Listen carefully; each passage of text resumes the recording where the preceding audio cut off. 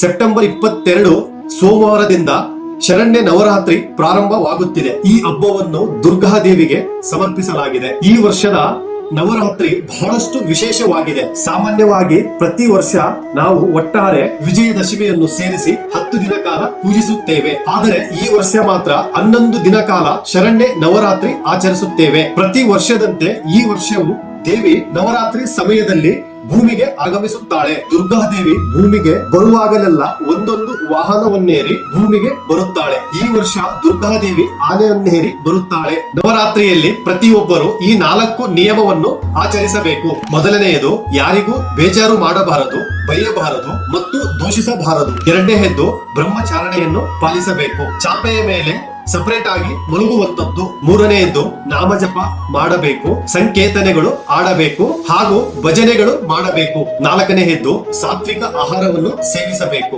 ಯಾವುದೇ ಕಾರಣಕ್ಕೂ ಮದ್ಯಪಾನ, ಮಾಂಸಾಹಾರವನ್ನು ಸೇವಿಸಬಾರದು. ಯಾವುದೇ ಕಾರಣಕ್ಕೂ ಈರುಳ್ಳಿ, ಬೆಳ್ಳುಳ್ಳಿಯನ್ನು ಸೇವಿಸಬಾರದು. ಈ ನಿಯಮಗಳೆಲ್ಲ ನೀವು ಆಚರಿಸಿದರೆ ನವರಾತ್ರಿಯ ಪೂರ್ಣ ಫಲ ನಿಮಗೆ ಸಿಗುತ್ತದೆ.